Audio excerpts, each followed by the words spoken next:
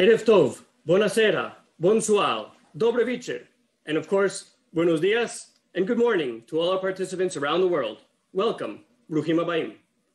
אני מתכבד לפתוח את הכנס המסכם את אירועי האנטישמיות אשתקד והאתגרים שעומדים לפנינו בשנה הנוכחית. I am honored to open the annual conference summarizing last year's anti-Semitic incidents and the challenges we will be facing in this coming year. My name is Ariel Goljevich. I am the director of the Department of Pioneering Youth and Future Generations for the World Zionist Organization. I am proud to be the host of this evening's event. Under the strict worldwide restrictions in place by the current COVID pandemic, we are forced to hold this year's conference from a distance. Each participant will be joining us from his or her location with the hope that we will be able to reunite once again in person for next year's conference. This conference is conducted in cooperation with the Department for Combating Anti-Semitism and Community Resilience in the Diaspora, together with the Department of Pioneering Youth and Future Generations. We will begin this event with the words of the recently elected chairman of the World Zionist Organization, Mr. Yaakov Haguel. Mr. Haguel has dedicated his life to the progress of the Zionist movement and the fight against anti-Semitism. Yaakov, the microphone is yours. ערב טוב לכולם. אני רוצה לברך בראשית דבריי את חברתי להנהלה הציונית, הגברת רחלי ברץ ריקס, משמשת כראש המחלקה למאבק באנטישמיות בהסתדרות הציונית העולמית. אין לי ספק שרחלי תיקח את המחלקה הזאת ותיאבק באנטישמיות בראש מורם ותיתן תגובה ציונית הולמת לכל אירוע אנטישמי באשר הוא יהיה כזה. אנחנו נמצאים בתקופה לא פשוטה, בתקופה שבעשור האחרון ישנם יותר אירועים אנטישמיים, אלימים, כל שנה מהשנה שקדמה לה. וביתר שאת, אנחנו רואים את זה בשנה האחרונה, בשנה שבה הקורונה עשתה את העולם, ואותם אנטישמים מנסים לקחת את הקורונה הזאת ולהפוך אותה לאיזשהו אישו, לאיזשהו עניין שהיהודים הם הביאו את הקורונה לעולם. היהודים הם הביאו את הקורונה לעולם כדי להביא את החיסון לקורונה, כדי להביא את התרופה לקורונה, כדי לייצר מזה איזושהי השתלטות על העולם, כדי לייצר עניינים כלכליים סביב האתוס הזה, ואנחנו כמובן מנסים להיאבק באתוס הזה, שלצערנו יש לו ויראליות אדירה באתרים האינטרנטיים האנטישמיים וברשתות החברתיות, וזה אתגר מאוד קשה, כל נושא האנטישמיות ברשתות החברתיות ובדיגיטל. אנחנו בהסתדרות הציונית העולמית רוצים לתת פה מלחמה שערה, אנחנו רוצים להגיב על כל אירוע אנטישמי, על כל אמירה אנטישמית באינטרנט, על כל טוקבק אנטישמי. אנחנו לא ניתן שהאנטישמים יורידו לנו את הראש, אנחנו נרים את הראש בגאווה יהודית, ואנחנו נמשיך לעשות ציונות, ונמשיך לחזק את עם ישראל, ונמשיך לחזק את ארץ ישראל, כי אנחנו העם היהודי, ואנחנו נמשיך להיות גאים במה שאנחנו. אנחנו בתנועה הציונית רואים את המאבק באנטישמיות כדבר מאוד חשוב, ואנחנו נמשיך להשקיע משאבים ולהיאבק באנטישמיות בקשר עם ממשלת ישראל, בקשר עם הקהילות היהודיות, ואין לי ספק שכולנו ביחד צריכים להרים את הראש בגאווה יהודית ולהגיד עד כאן, לא ניתן לשנאה הזאת להמשיך, לא ניתן לאנטישמיות להמשיך. אני רוצה להגיד ישר כוח למארגנים, ושנמשיך להיאבק באנטישמיות בראש מורם. תודה רבה. Thank you very much, Mr. Chairman. Now, I am delighted to invite the Minister of Culture and Sport for the government of the State of Israel, Mr. Hili Trooper. כל המשתתפים והמשתתפות בכנס לציון יום השואה הבינלאומי שמארגנת ההסתדרות הציונית העולמית. האנטישמיות כאן, זה נכון שיכול להיות שמשתנים במהלך השנים הפנים שלה, הצבעים שלה, אבל היא כאן, היא מקבלת ביטוי במגוון תחומים בחיים, ויהודים בכל העולם, בקהילות היהודיות, פוגשים אותה. גם בעולמות שאני עסוק בהם, אפילו בעולם הספורט, אנחנו יכולים למצוא ביטויים של אנטישמיות באצטדיונים לפעמים, גם בעולמות התרבות יש לזה ביטויים, מה שמחייב את כולנו להתגייס יד אחת נגד התופעות הקשות האלה. הממשלה שאני חבר בה, יחד עם ההסתדרות הציונית העולמית, עושה פעולות מגוונות וחשובות. אני חושב שהיום הזה הוא יום שגם אנחנו זוכרים את הפעולות החשובות שמבוצעות, וגם לוקחים על עצמנו את האחריות להמשיך ולעשות מאמץ יומיומי, לדאוג לכם בכל מקום שבעולם. יהודים, יש לכם מדינה מאחוריכם, יש לכם ממשלה מאחוריכם, יש את ההסתדרות הציונית העולמית, שמחויבת יחד איתנו לפעול כל העת, לשמור עליכם, להגן עליכם, ולעמוד כחומה בצורה עם כל ביטוי של אנטישמי. תודה. Thank you very much, Mr. Trooper. Next, we are honored with the presence of His Excellency, the Israeli Ambassador to the United States and the United Nations, Mr. Gilad Erdan. Ambassador Erdan is the grandson of 4 Holocaust survivors, and as a Minister of Public Security and Minister of Strategic Affairs, he led the fight against anti-Semitism and the BDS movement that attempts to delegitimize the State of Israel. Mr. Ambassador, the floor is yours. Shalom, everyone. I'd like to thank the World Zionist Organization for inviting me to speak at this significant event and for all of the vital work that you do for Israel and the Jewish people. The issue of anti-Semitism is one of the great personal importance for me. All 4 of my grandparents survived the Holocaust, 3 enduring the hell that was Auschwitz. My grandfather, Chaim, his wife, Bracha, and their 8 children were sent to the death camp together. Upon arrival, Bracha and the kids were ripped away from my grandfather. That was the last time he saw his wife and 7 of his children. Only my grandfather and one of his daughters, Hannah, survived.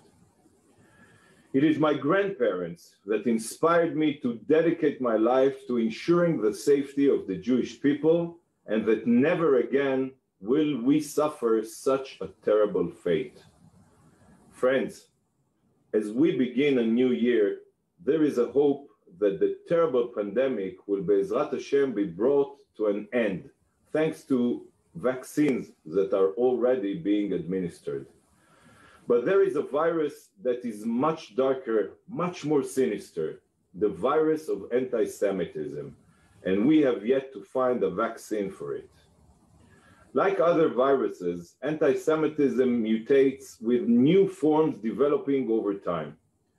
The most recent form of Jew hatred is attacking and delegitimizing the state of Israel. The internet, and especially social media platforms, allow all forms of anti-Semitism, old and new, to spread faster and wider than ever before.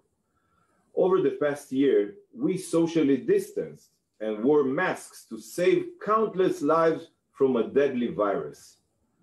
Just as we dedicated ourselves to stopping the spread of COVID-19, so we must also dedicate ourselves to implementing the measures that will finally bring an end to the spread of anti-Semitism.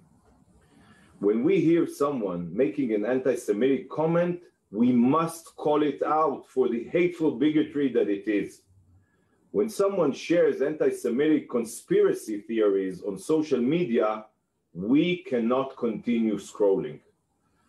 We must report it and demand it be taken down. When someone is attacked on campus, at their place of work, or on their way home, the authorities must be notified so the perpetrator cannot attack again. In order to stop the spread of anti-Semitism, it is crucial that we all, each in our own lives, call out anti-Semitism. We cannot allow people to hear, read, or see anti-Semitism and think that it is acceptable. We must educate ourselves and others about its dangers.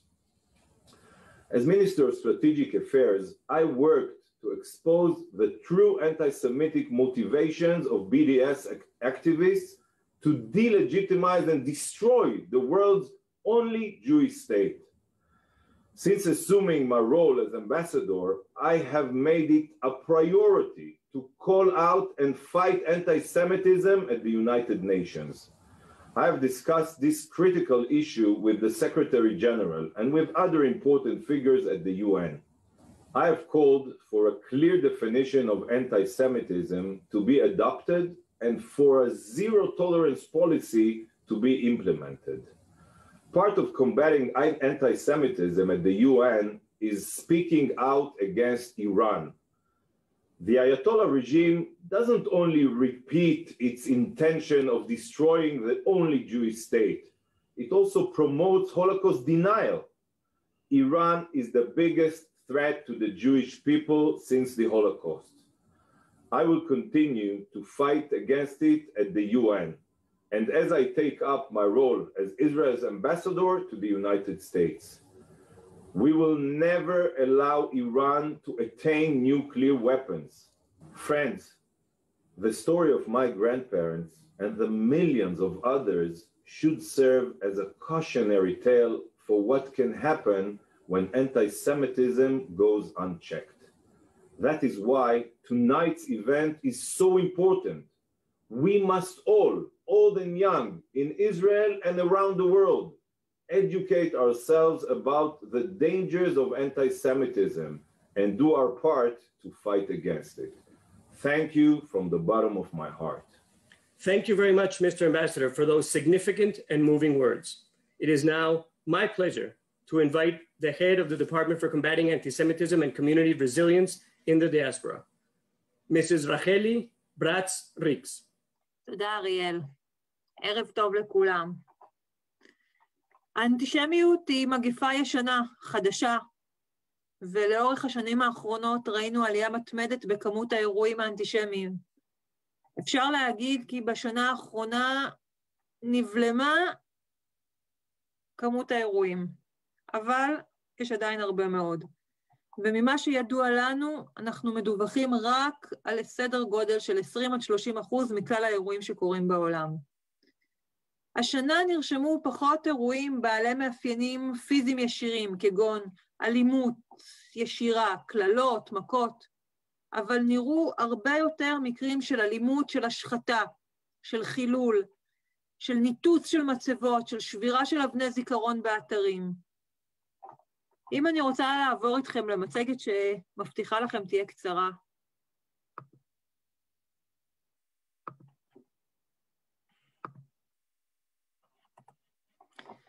מאפיינים של אנטישמיות קלאסית לא פסחו מאיתנו. דימויים רבים של היהודי העשיר שמחזיק את הכלכלה, את מוסדות השלטון, עדיין נשארו איתנו. היהודי שאיננו רוצה שלום, רוצח את יונת השלום, וכמובן כל היחס לישראל, הכסף של היהודים. האנטישמיות באה לידי ביטוי כנגד היהדות, כנגד הציונות וכנגד ישראל. ההבדל המשמעותי שניתן לראות בשנה החולפת הוא בסוג האירועים במדינות השונות. בצרפת אנחנו רואים שהשינוי הוא כנגד מדינת ישראל. לעומת זאת, בגרמניה, אוסטריה, ארצות הברית, המסרים הבולטים בעיקרם הם נגד הדת היהודית. דבר נוסף, האנטישמיות היא החרם נגד ישראל. ניתן לראות את החרמות כנגד ישראל בשלושה צירים מרכזיים. זה השקף היחיד, הקריקטורה היחידה שלקחתי משנת 2019, כל השאר, הכל משנת 2020. אנחנו יכולים לראות פה את ארגוני השמאל הרדיקלי, בעיקר בקרב צעירים וסטודנטים בקמפוסים ובמכללות, ארגוני הימין הקיצוני, שתומכים כמובן בתורת הגזע, ורואים את היהודים כגזע נחות, וארגוני פרו-פלסטינאים שמייצרים את ישראל כעריץ, ומדגיש כמה הפלסטינאים נתקעים. ראינו השנה את פעילותם של ארגוני ה-BDS, שקראו להחרים את ישראל, הם קראו בעד מחאה, בעד הפסקת הסיפוח, הם פרסמו רשימה של מעל 100 חברות שפועלות מעבר לקו הירוק, ודבר נוסף שראינו השנה, שבית המשפט בצרפת התיר להחרים סחורה ישראלית, כשהוא מציין שהדבר מוגן בחופש הביטוי על ידי האמנה האירופאית לזכויות האדם. גם דרום אמריקה מככבת השנה ברשימה הלא מכובדת של מכון ויזנטל לחקר השואה, עם עלייה בכמות האירועים האנטישמיות והתבטאויות כנגד ישראל. עיקרן פרו-פלסטינאיות. אבל מגפת האנטישמיות שינתה את פניה, ויש צורה חדשה למגפה ישנה. השינוי הפיזי שחל בעולם, הסגרים והבידוד, גם אנחנו עכשיו פה בסגר, נכפו על אנשים לצאת, כפו על האנשים מלצאת למרחב הפתוח ולהתקהלויות ולצאת החוצה, ובעצם זה מעצים את המקום של המרחב הווירטואלי, שגם אנחנו עכשיו נמצאים בו. מצב זה מעצים את התופעה של האנטישמיות ברשתות החברתיות, כאשר מעלות מאות תכנים אנטישמיות בשנה החולפת, מאות, אלפים. אחד הבולטים בהם הוא בעצם במהלך חודשים אפריל-מאי, עולה קמפיין אנטי-ישראלי תחת הכותרת COVID-48.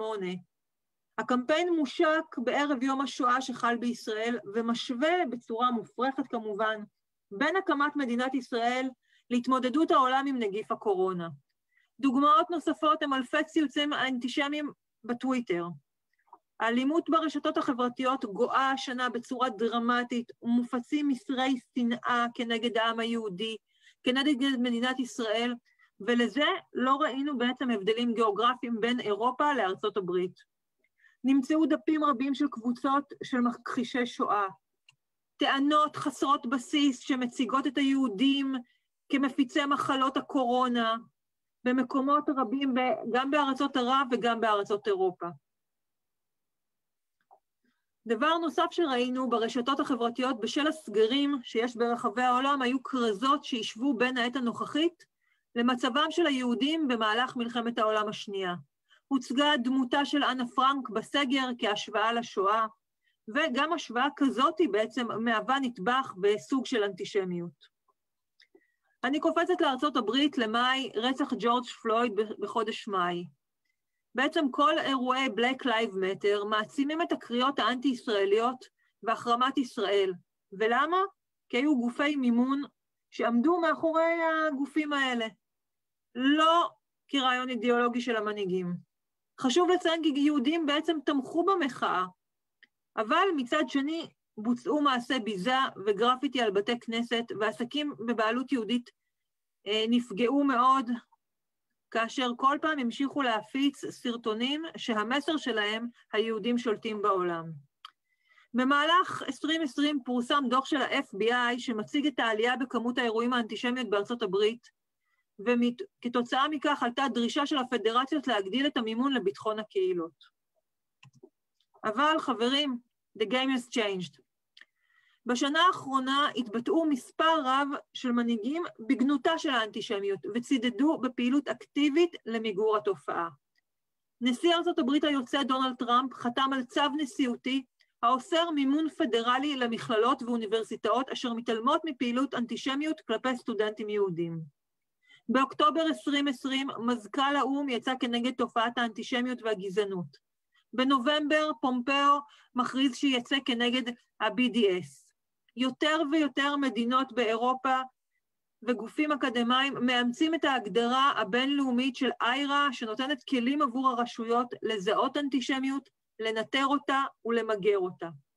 ראש ממשלת דנמרק התייצבה באופן מאוד נחרץ לצד הקהילה היהודית, ואמרה שתתנגד לכל יוזמת חקיקה שתאסור ביצוע של ברית מילה. האיחוד האירופי הביא לחקיקה של קנסות בסך אלפי אירו לרשתות החברתיות שלא הורידו באופן מיידי מסרי שנאה. באוקטובר האחרון הודיעה חברת פייסבוק כי בפלטפורמה שלה תפעל לסילוק חומרים וכתבות או סילוף אירועים הקשורים לשואה. אבל חברים, אסור לנו להיות שאננים. להאמין שהעצירה הרגעית בעלייה של האנטישמיות היא גם סיומו של תהליך. האנטישמיות משנה את צורתה בכל רגע ומתאימה את עצמה למציאות המתפתחת. הסגרים שנכפו עלינו על ידי הממשלות ברחבי העולם כחלק מהתמודדות עם נגיף הקורונה, מובילים לשינויים כלכליים, חברתיים בחתכי אוכלוסייה נרחבים. ההיסטוריה מלמדת אותנו שמשברים כלכליים היו ויהיו קטליזטורים להפניית האצבע המאשימה כנגד יהודים. ראינו את זה בימי הביניים וברקע לעלייתו של הרייך השלישי. קל יותר לבוא ולשלהב המון רעב כנגד סטריאוטיפ של יהודי שמן, כנגד לדמות שנוח לשנוא אותה. בנוסף, כל ההצלחה של מדינת ישראל והשגשוג שלה, היכולת שלה להתמודד עם המגפה, הכמות של החיסונים שמגיעה למדינת ישראל, והפיתוח של חיסון באופן עצמאי על ידי מדינת ישראל, מצית כבר את גלי השנאה בארצות שונות. אני חושבת שחיסון האוכלוסייה במדינת ישראל נתפס כמנקר עיניים, וללא ספק יכול להוות פוטנציאל לכעס, לשנאה, לקנאה, אשר צפויים ויכולים לעורר גלי אנטישמיות בעתיד. אז ככה שלא הכל ורוד, ויש לנו עוד הרבה מאוד עבודה לפנינו. תודה רבה. Thank you, Racheli. Wow, the future is definitely complicated, and only together will we overcome. And now I have a national hero of the state of Israel and the Jewish people here with us today. Maccabi Tel Aviv legend, Mr. Tal Brody, without a doubt, one of the greatest Israeli basketball players of all time, an Israel Prize laureate, and a goodwill ambassador for the state of Israel. Mr. Basketball, the stage is yours. Thank you, Ariel, for the introduction. I've been, since the last 2008, the last 10 years, working as a goodwill ambassador for Israel voluntarily, practically all over the world, basically through the United States, from coast to coast, China, South America. And within that position, I've been fighting anti-Semitism, fighting BDS, anti-Zionism, fighting hate for the Jews. And I do have to say it's not an easy task, out there. And of course, anti-Israel feelings.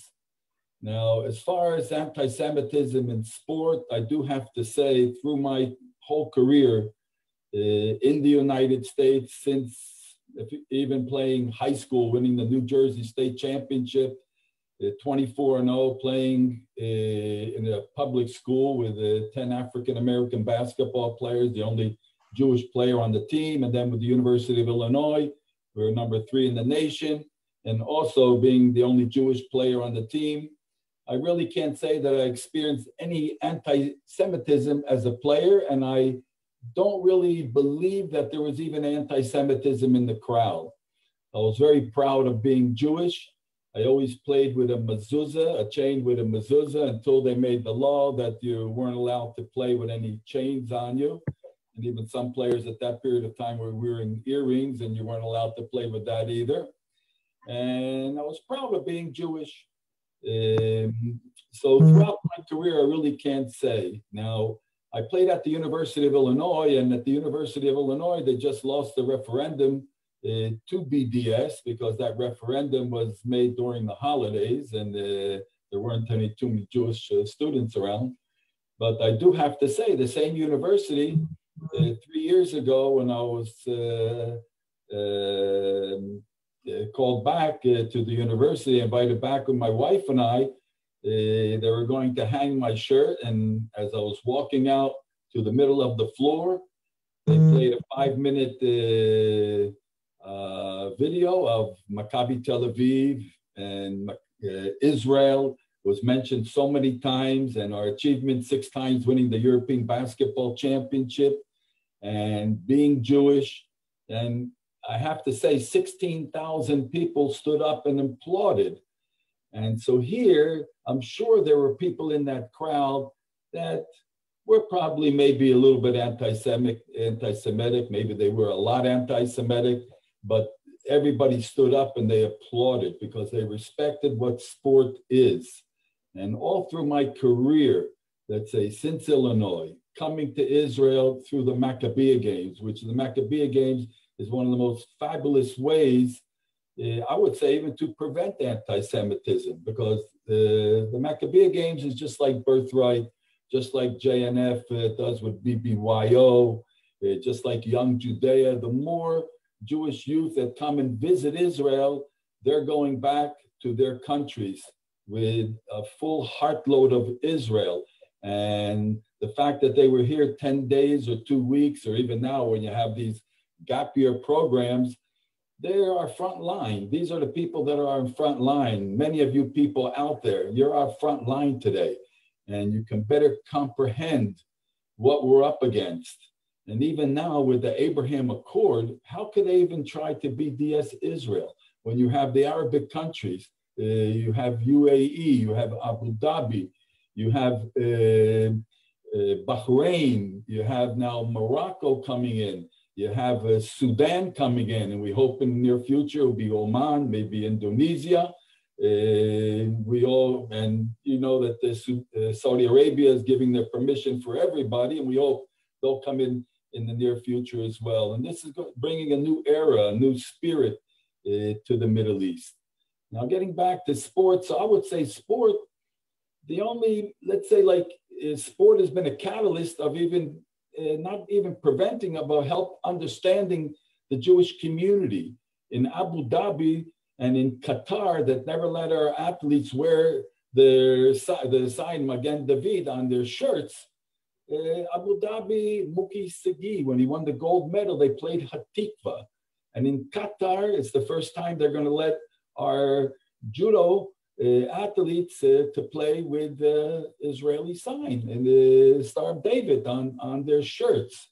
So these things that are changing in the Middle East is going to prevent a lot of anti-Semitism, and for sure the BDS movements wouldn't have any right to even exist. So things are going in the right direction.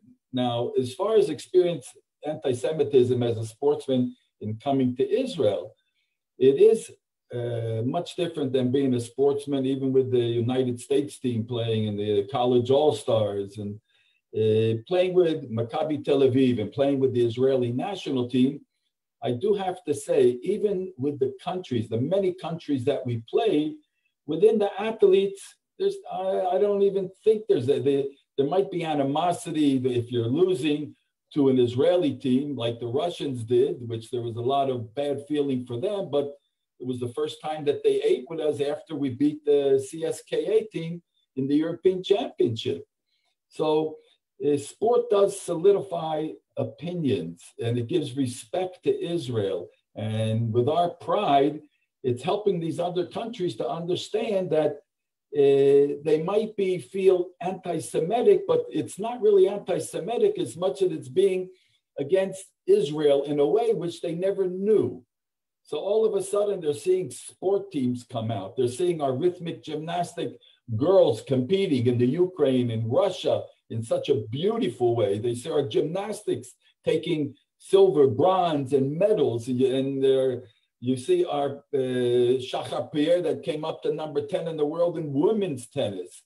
Now, I don't want to even say that I probably most likely, although that's 6 times we won in basketball, but probably judo, it's probably our most amazing, successful sport. Girls winning world championships, and also our men, as I said, in Abu Dhabi, Hatikva, winning also gold medals, silver medals, bronze medals in various championships around the world. And we got a good place in the Olympics for many of these athletes. It's a shame that it was postponed. Now, things do happen in the Olympics, but it's not because of anti-Semitism. It's because of the countries behind the athletes. You can take what happened with Uri Sassan in Rio de Janeiro when he won his competition against an Egyptian Jurai, and he did the guy from the athlete from Egypt didn't want to shake hands with him, which was a disgrace actually for the country. For Egyptians, they even felt it was a disgrace that he didn't shake hands with the Israeli athlete. Now, here's a good situation, taking Iran. Iran, in their number one judo person, he refused to compete against Moki Segi in the judo championship. And what happened? He didn't compete because he was anti-Semitic, that he was against Jews. He didn't compete because the country didn't let him compete. And he left Iran. He went to a country which he got asylum. And now he's competing at these moments. I think that it's going to be within the next couple of days against Moki Segi in an open competition, an Iranian Judaica person, and against an Israeli. It's making history, but he's not representing Iran. He's representing the country that gave him asylum. So there's a lot of instances out there that things did happen, but it's mostly in the crowd, especially in soccer, especially inside. We had it in basketball a few times, but it was Palestinians that came out that were in the crowd that all of a sudden they put up Palestinians' flags. Or one time in Italy that also it was a group of Palestinians mixed in with other people that they brought there. They cut the heads off of chickens and they threw the chicken and the blood on the floor. But that was the most prominent, or the most, whatever happened was the most anti-Semitic thing that ever happened, I believe. But as I said, the world is changing. Why? Because we have a lot of good news from Israel. If you look what's happening in sport, in technology, in medicine, in medical devices, in agriculture, in fintech, in water, in all these different things, Israel is really on the map in everything, not only in sport. And it's amazing because this is what is bringing the pride, the honor to Israel. It's making us feel good. It's making us that in every profession, we're succeeding. We're contributing to the world. It's tikkun ulam, but it's the practice of tikkun ulam. We lit up Africa with the Moshav from the Ministry of Foreign Affairs, and with Innovation Africa, it's called, with a girl or a woman called Sivan Harari, that's bringing light to Africa, in African villages that don't have light, that's bringing equipment for water, to find water in the fields, in the bushes, so that people can have normal drinking water. So who's contributing? It's Israel. We're the first out there in disasters in the world. And it doesn't matter if it's a country We're like in Erdogan in Turkey that's against us, but still the people of Turkey, it was our main vacation place in Israel, and it still is, even under the antagonistic words that Erdogan says about Israel. So even in those countries, they have an earthquake, you have the first aid from Israel is first coming from the hospitals and from the equipment from the army. And we're saving people in Haiti and Turkey, wherever there's problems, even in the forest fires in California. We sent our fire crew, firemen from Israel came there and helped out. So we're doing our part. We're doing our part in the world. And I think everybody should be proud of what we're doing. The world, because of the Abraham Accord, and especially in our area in the Middle East, it's going to change. If everybody either they'll take the road of following Iran and stay on that side, which is not going to progress, or to go on according to the Abraham Accord countries, which are going to be finding prosperity for their peoples in the future. If you want to say maybe a few words about anti-Semitism on the campuses, as I said, if anything, it's not within the sport, but the campuses are also going to be affected by the Abraham Accord. I mean, it's amazing when I go to campuses and they have apartheid evening. It's so ridiculous about apartheid evening. So when I ask some of the kids, why are you going there? They say, wait a minute, we got free hamburgers and hot dogs and free drinks, and why not? We can hear a speech. And so I says, well, what's the content? And then they say, well, Israel's an apartheid state. So I said, what do you know? How do you believe that Israel's an apartheid state? Well, they say it's like South Africa. How could it be like South Africa?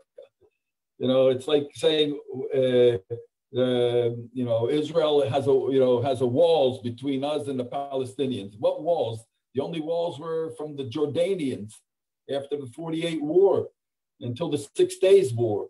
Over 20 years, they built the fences. We only built fences to protect us from the suicide bombers.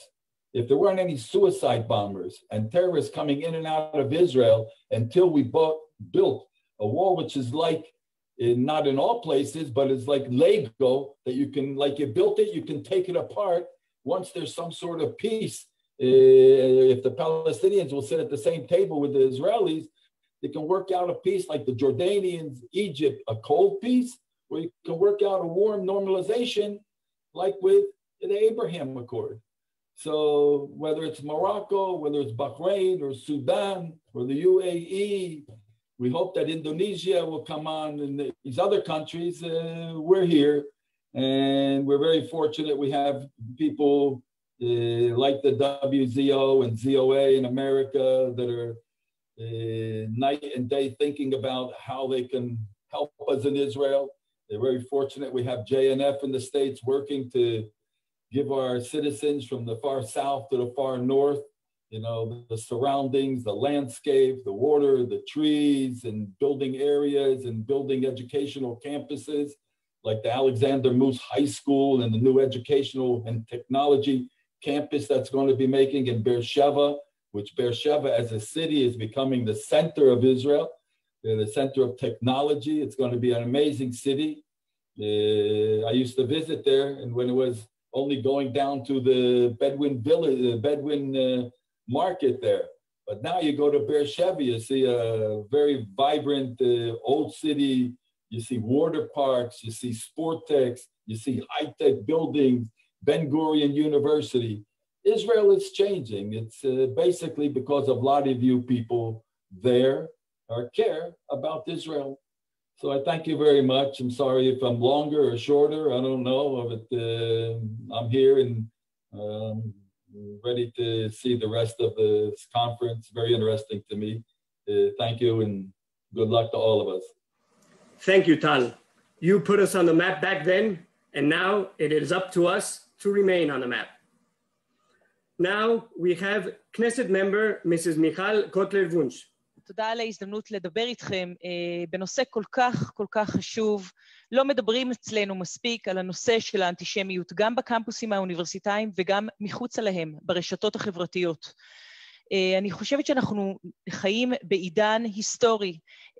אנחנו מכירים את הסכמי אברהם, עידן שבהם בעצם היה ממש שינוי, היפוך של הפרדיגמה משלושת הלאווים לשלושת הכנים. כן להכרה, כן להידברות וכן לשלום עם ישראל. ואני מתעכבת על הצעד הראשון, הכרה.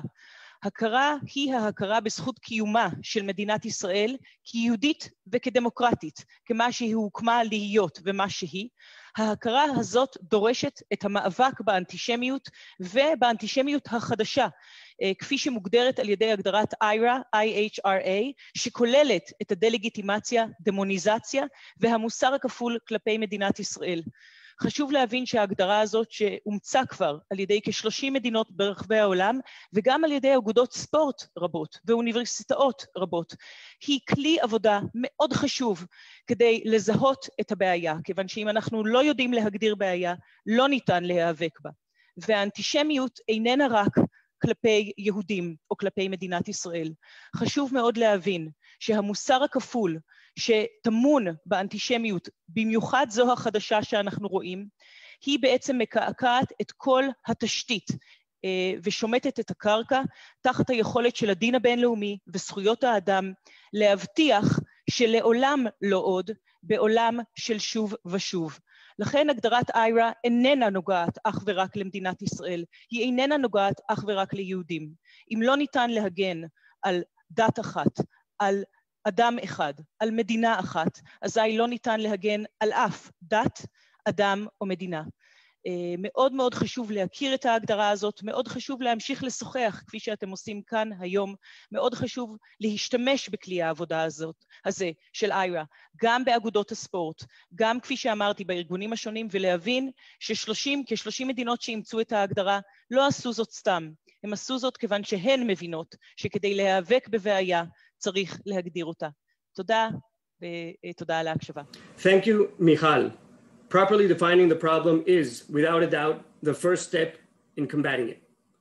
We now open the floor to you, our viewers, for some questions. We have Mr. Richard Haydenman, the president of the American Zionist Movement, on the line. Richard, the floor is yours. Racheli, thank you for inviting me as the president of the American Zionist Movement to join you and the viewers of this important program around the world today. Our topic of anti-Semitism, in my view, needs to be viewed in the broader scale, because we can't just look at anti-Semitism without simultaneously looking at anti-Zionism, anti-Israelism, and Holocaust denial. Because really, I believe there's a great linkage between the views of those who prefer to spew hate, to blame the Jewish people for things in the past, things in the present, things in the future. Our goal should be, it seems to me, to all work together from across the spectrum of not only American Jewish and Zionist life, but global Jewish and Zionist life, to stand up together with a view of what I call zero tolerance. And I well remember Yaakov Hagoel inviting me to speak at a previous program of the WZO where I launched into the concept of zero tolerance. To me, it's pretty simple. We don't have to reinvent the wheel. We have to understand that every time something happens, it can't just be pushed aside, and we can't, shall we say, we can't say shah still. We can't be quiet about it. We have to put a spotlight on it. For a long time, there was a view, don't put a spotlight, for example, on those who hate us, because then you promote them. But this is a different world. We're in a virtual world. Things happen instantaneously. And it seems to me it's very important that we work together within the World Zionist Organization and with Jewish and Zionist and non-Jewish and Zionist organizations around the world to work together under the mantra of zero tolerance. That is, that we will not tolerate hatred against the Jewish people. We will not tolerate hatred against any people. We stand together for human rights, for dignity. We stand together in praising and in recognizing and in supporting the value of each human life everywhere in the world. And when it comes to our community, it seems to me that with Israel in our hearts and in the center and Israel as the leader, we all have an important role to play on behalf of our organizations, our communities, and our families to stand together and shine the light on those who spew hate. It also means we have to, it seems to me, Racheli, work more closely and cooperatively together. Let's say sometimes we're our own worst enemy. When we attack one another privately and we have a discussion and we work it out, Dainu. But when we attack one another and run to the press to say, I've attacked this Jewish organization or this Jewish, we're not doing ourselves a favor. We should be talking through our issues with respectful dialogue. And if there's differences, then we find a way to work through our differences, keeping our eye on the ball. And in my view, the eye on the ball means we have to concentrate on anti-Semitism, anti-Zionism, anti-Israelism, Holocaust denial, and do so through the lens of zero tolerance and not let the haters get away with it, because they get away with it once, they know they can get away with it again. And I would be remiss if I didn't say some of those haters are also shooters, let's face it. And we have to protect our communities, we have to protect our families, we have to be vigilant, we have to communicate, and the work of the center and the work of the WZO is so crucial, and the American Zionist movement, for which I've been very proud to serve as president for these last years. The American Zionist movement, with all of our 33 organizations, are very committed to working together in a zero tolerance approach to stand against anti-Semitism, anti-Zionism, anti-Israelism, and Holocaust denial. Thank you very much, Mr. Heitman. Now we have a question from Toby Gutfrein from הנוער הציוני, Mexico. Toby, the floor is yours. אני טוביאס גוטפריין, מהנוער הציוני במקסיקו סיטי, והשאלה שלי זאת, איזה אתגרים יש לנו כמו קהילות יהודיות בתפוצות עכשיו בשנה 2021, ומה אנחנו יכולים לעשות כמו הנוער של הקהילות היהודיות בעולם, וגם כמו חברים של התנועות נוער כדי להתאבק נגד האנטישמיות. Wow, Toby, excellent question. Racheli, would you please answer Toby's question? תודה, טובי. הפתרון שאני רואה לנגד עיניי זה בעצם מכלול של כמה דברים, של תכנים חינוכיים, הסברתיים, מדיניים, משפטיים ותקשורתיים. בעצם התפקיד שלנו זה להעלות את המודעות הבינלאומית, לרתום את המנהיגים, להמשיך לנטר את הרשתות החברתיות, לייצר שיתופי פעולה כנגד ה-BDS, וכמובן שגרירים כמוכם שנמצאים בכל רחבי העולם ועוזרים לנו בכל הפעילות המדהימה שאתם עושים. תודה. Thank you so much, Racheli. This wraps up our conference. Thank you all very much for taking part in this event. Challenging times call for strength and resilience. Our heart goes out to all those who have lost friends or family to this horrific pandemic. Yet we have no doubt that we will overcome this and every obstacle in our path to greatness. We hope to see you all in next year's event. We invite you all to follow the World Zionist Organization on Facebook. Thank you, and Laila Tov from Jerusalem.